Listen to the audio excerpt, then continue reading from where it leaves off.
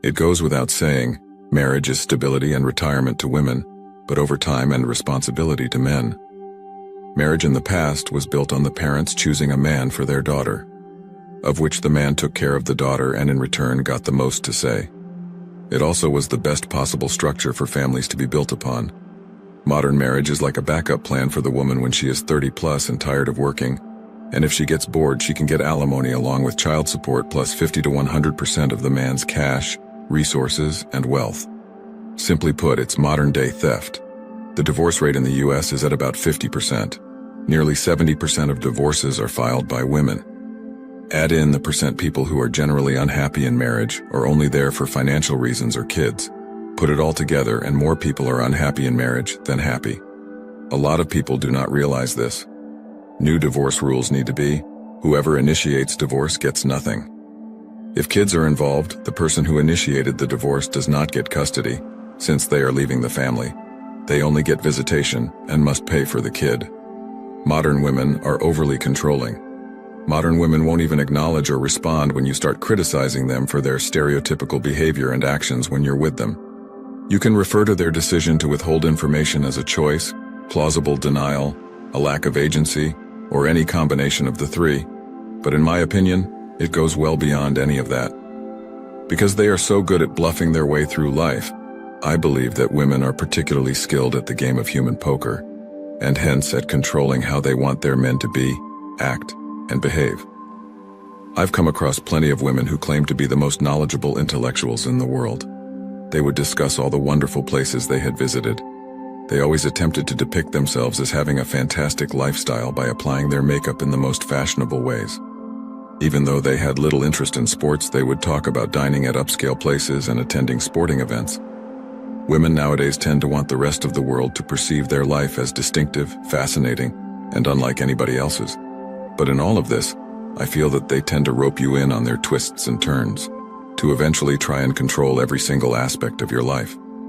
When they say they had a past where the people they loved left them, and then they cling on to you and make you promise you'll never leave them, they're also trying to control you so that whenever you are out and about, you barely ever have any alone time. And any alone time that you want is going to seem like a burden on your relationship. Women plan a couple's whole lives out, including how they will live, where they will live, the parties they will attend, and the relatives they will visit on the weekends. Most women are unsure of how to react when a man offers his opinion because they haven't truly read the articles in Cosmopolitan that explain how guys are also human beings with individual goals in life. Once many men reach the age of 30 or 35, they start to awaken from their tea-fueled hibernation, and they start wanting more than just good physical intimacy and perhaps children in a relationship, which must be shocking to some women when they finally realize that men can think about relationships with more than just their thing, if you know what I mean. When this happens, the whole scenario that women would have built right from the start of the relationship, about how she would control so-and-so aspects of the guy's life, starts to disintegrate, and that usually makes women feel insecure and not in control.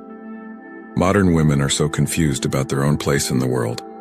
On one hand, they have the woke feminist ideology telling them that they don't need any man, and on the other side they can see so many examples of women truly being happy by being nurturers and caregivers to their partners, husbands, children, and families by completely adhering to the natural way of life that is biologically and universally given to the gender of women. They want everything in a man, but they don't accept what men want in them. They want a career and want to become the CEO, but after they hit the wall, they wonder why men aren't giving them the attention they used to give them when they were at their fertile peak in their early 20s.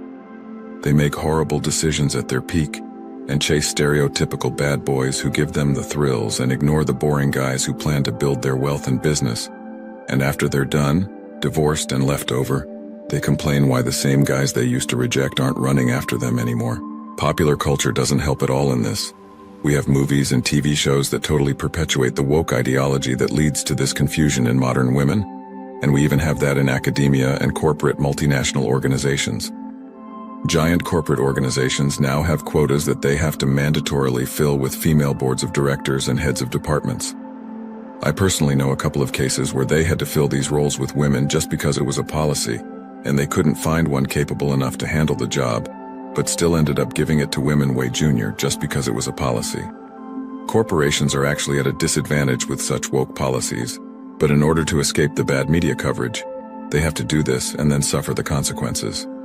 In all this confusion, modern women remain single and further away from the happiness of a family, a loving partner, and children.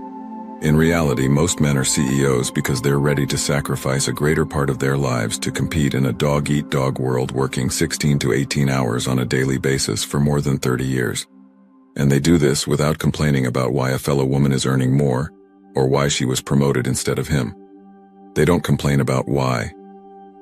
What these women don't realize is that it is these men who go on to provide for their entire families for the rest of their lives. Their partners and wives live lives of luxury without having to work a single day and get to buy their expensive designer wear and travel the world as they please. If the roles were reversed, can you imagine a woman providing for her entire family, including her man? No, women don't do that. And let me tell you why this will be a major reason they will remain single. As long as they keep fighting the corporate battles, they'll keep spending more time away from their families and their partners who will eventually leave them because guys don't want women as providers.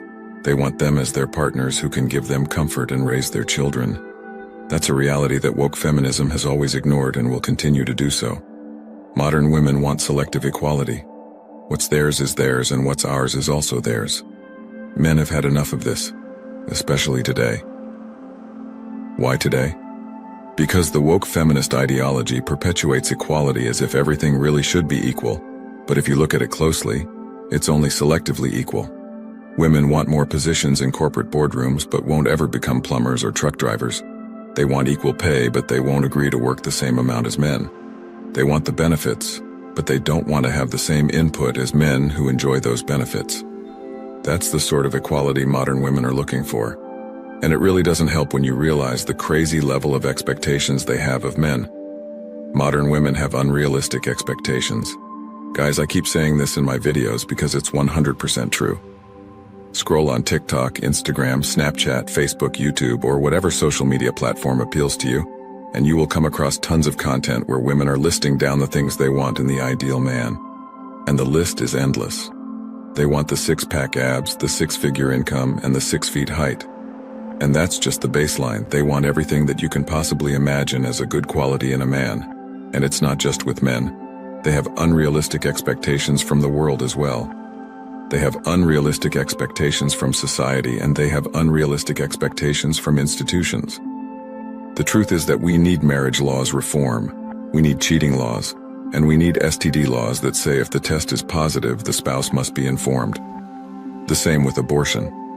Paternity testing must be mandatory, and until that happens, men must avoid marriage like the plague.